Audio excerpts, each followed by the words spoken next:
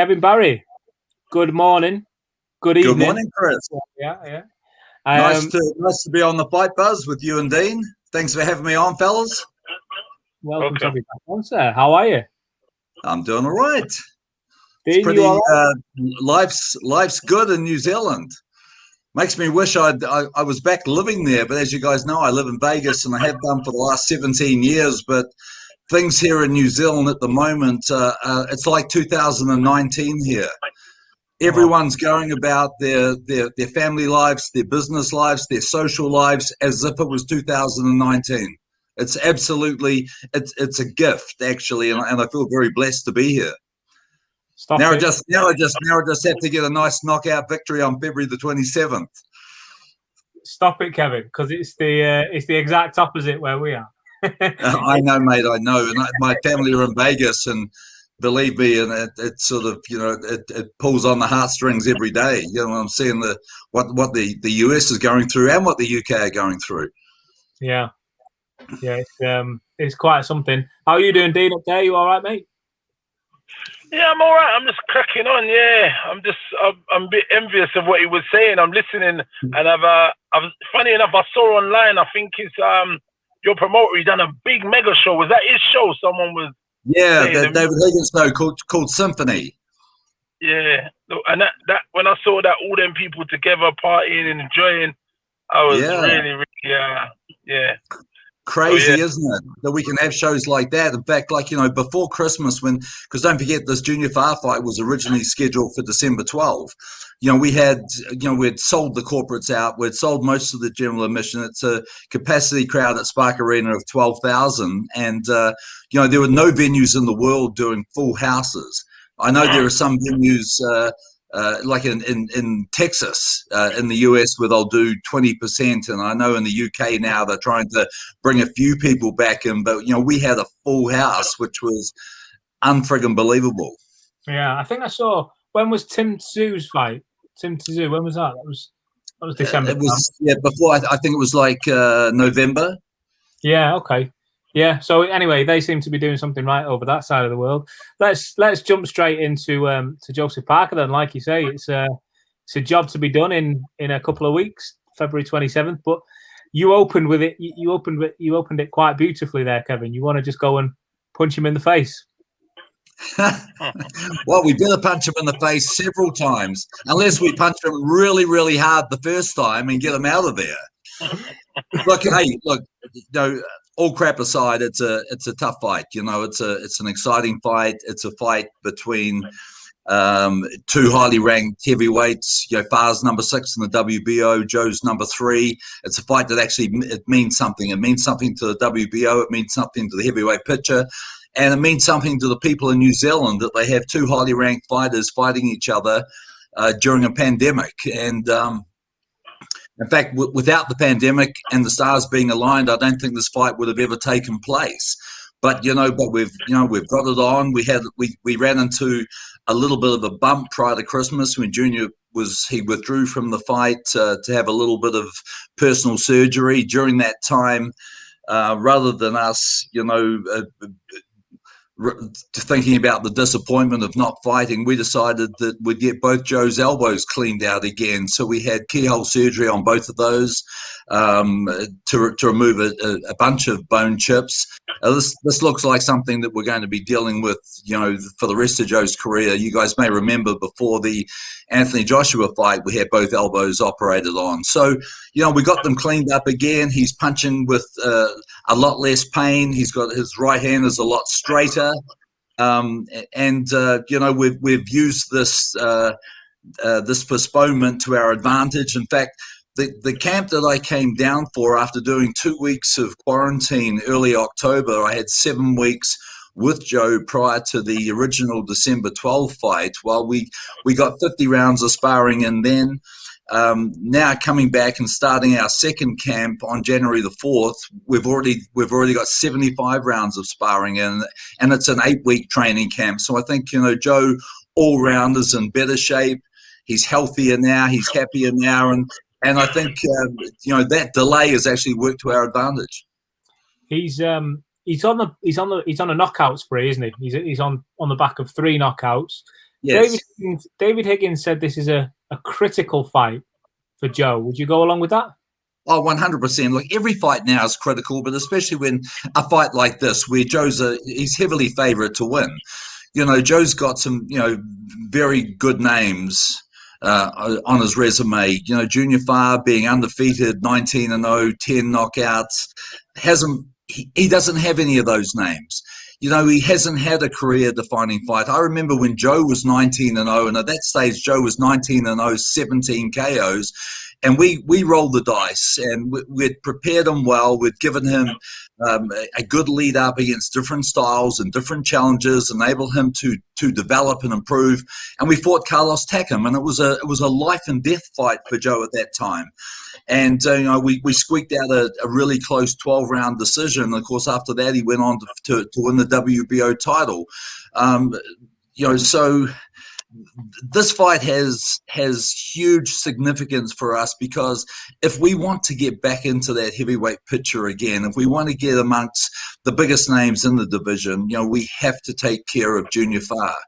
And talking about Junior Farr, Farr's a big guy, okay? I just said he hasn't fought anyone. Well, he hasn't. But this is his opportunity. It's almost like Joseph Parker is his Carlos Takam. It's his chance to step up and show the boxing world, hey, there is more to me than what you've seen. You haven't seen the best of me yet. But whether or not he can lift up to that level, we'll find out on February 27th. But that's what makes this such an exciting fight. And the other thing is, when you fight, New Zealand's a small country of 5 million people. And I've already said to Joe last year when I first came out of isolation, I said to him, mate, if you don't get this right, and if we don't prepare properly, and if you were to lose to Junior Farr, forget about the fact that you won the world title and defended it twice and fought in some amazingly big fights in the UK. You'll be remembered as the guy that got beaten by Junior Farr. And this is the country where you live. This is for respect. This is for legacy. And Joe gets it, That's a really passionate way of putting it. Dean, we had Joe on here, didn't we? Maybe a month or so ago. And he was saying, he was saying, wasn't he? He's going in there, he's looking for the knockout because it means a lot to him. Yeah. Like you say, to get back up into that top frame picture, if you like. But at the same time, there's a lot of pride at stake. He said that to us, didn't he? Well, he has to live here in this country. There's a lot of respect involved with the right outcome in this fight. And as I mentioned before, it's not a 50-50 fight. Joe's the guy with the name.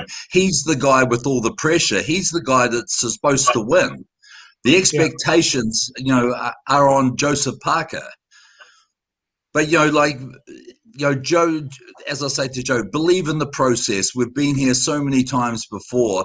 The big thing for me with Junior Farr is just how will he control his emotions when he, we haven't seen him do any media in the last couple of 3 weeks. He's more or less gone underground. And for a show like this, that's, David Higgins he's put a lot of money into the show, and we're having to pay Junior Farr like 10 times or probably 20 times more than he's ever been paid before in his career. So, there's a huge downside on the financial investment. It's cost a couple of $1 million to put the show on.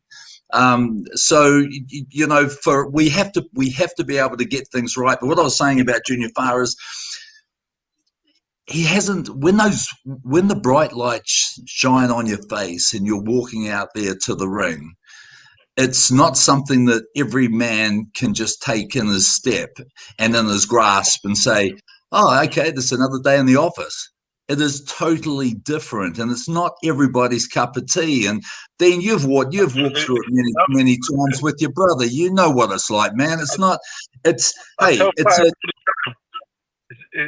joke. It's actually one of the most daunting things, and I've told many fighters, not many fighters get to appreciate such a magnitude of walking to the ring in those kind of career-defining fights with 20,000, 30,000. It's spine-tingling, that when you are, even though you're not in it, you've got the same adrenaline, you've got the same nerves walking to the ring And being there time and time, I've told many fighters, but you know, they only get it when they're in that position. Yeah. And like you said, I think I'm going to echo what you said. I think this kid Fonfar?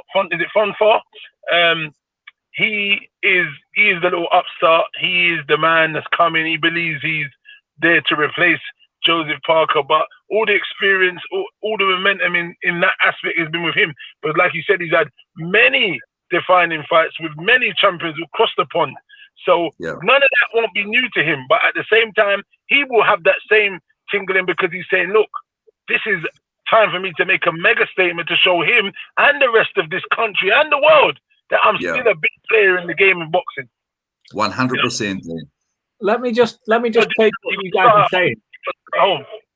Let me just take what you guys are saying then and flip that the other way around for a moment. If Junior Fa gets the win, if he upsets the odds and by hook or by crook he gets the win, what does it do for his career? What does it do for him? Because he's beaten the former world champion. Well, come on, this fight is life-changing for Junior Fa. You know, it's already, as I mentioned to you before, like we're paying him probably 20 times what more than he's ever been paid before. That on its own is a big deal for him because finally he's got the respect that he's actually worth a big number to be in a big fight, and he's never been in a big fight. But if he was to be able to beat, don't forget, Joseph Parker's 27-2. He's only lost 2 fights. There are only 2 guys that can hold their hand up of beating Joseph Parker. And so, like, you know, this is a big deal. This is a fight that will change the life of Junior Fa. If he was to beat Joe, it would put him into a very big fight. And especially the fact that we have number 3 in the WBO fighting number 6, well, the winner's going to be in a very solid position. In fact, I believe, and we're already lobbying with the WBO, that the winner should go to the number 2 spot. I don't believe that Joe Joyce, who was sitting at number 11 and fighting Daniel Dubois number 2, should have taken the number 2 spot. You know, Joe sat there for a long time, and Joe sat there as the champion for a long time and defended the title. And we have represented the WBO for years and years, and I would like to see them do the right thing. And the winner of 6 versus 3 should go back to number 2. How would you, and in that, because that's a fair point when you put it like that, how would you feel if the WBO sanctioned a fight after this one, say Joe Parker gets the win, and they say, okay, how about Joe Joyce versus Joe Parker? Perfect. Great style for us. You know, I'd love that fight. I've made no secret. I've talked about it several times that we would like that fight. I also saw David Hay put something on his Instagram last week. Your nod of the head, I assume, means you saw it as well. Derek Chisora. You know, David Hay likes to be the promoter when he's not the promoter. You know, he's already about talking about a fight between Parker and Chisora. Well, let me tell you, you know, that we aren't talking about anything about Chisora at the moment. We're talking about Junior Fa, and until we actually take care of Junior Fa, I don't want to mention another name. So, you know, David Hay and Derek Chisora, they can post as many pretty pictures as they want on social media and start talking about a fight between Parker and Chisora, but that couldn't be the furthest thing from our mind at the moment. No, fair play, fair enough. Well, okay, let's focus on Joe then for a minute. And I want to put this to both of you because I was thinking about this earlier. Kevin, you're in his corner, you're teaching him, you're coaching him, you're going through the routine. How different? How can you explain the difference in tasks between coaching a world champion, seasoned pro, you are not, and coaching someone who's, say, grassroots level? Because at some point, there's got to be things I would imagine that you don't have to tell Joseph anymore because he knows that. But I guess you're forever honing the craft. I tell you what, you know, it doesn't really matter what level you get at. Sure, when you're in those big fights and you've got a seasoned guy and somebody who's worn the crown before, and it's a little bit different. But, you know, there is no substitute for strict discipline and sound fundamentals. And even guys at that level, they have to keep going back to their sound fundamentals.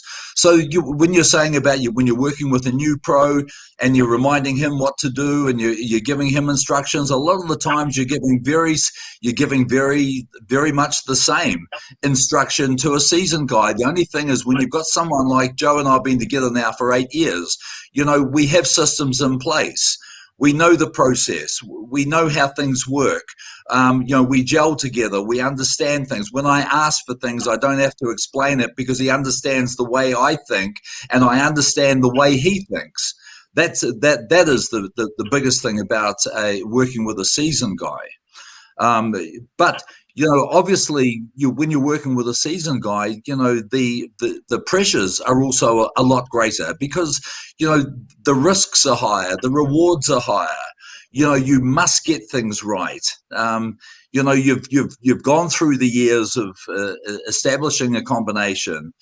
And that is to get you to the highest point, fighting for the world title, fighting for the elimination fights, fighting for belts, fighting for fights in front of, as Dean said before, 20, 30, 40, or when we fought Joshua, 80,000.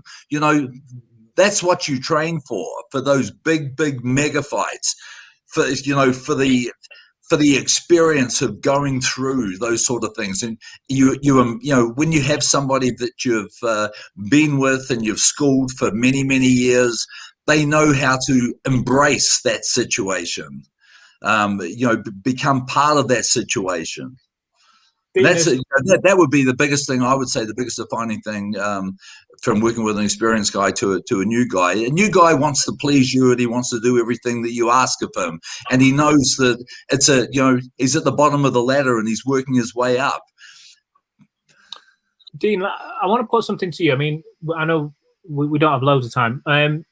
You're obviously well connected with the heavyweight scene in boxing. How big a force is Joseph Parker in your opinion? I know how I feel. Obviously, Kevin knows how he feels. When you look at Joe Parker and assuming he picks up this win in a couple of weeks, not to look past anyone, how big a force is he? Listen, Joe is, like you said, he's only had 2 losses.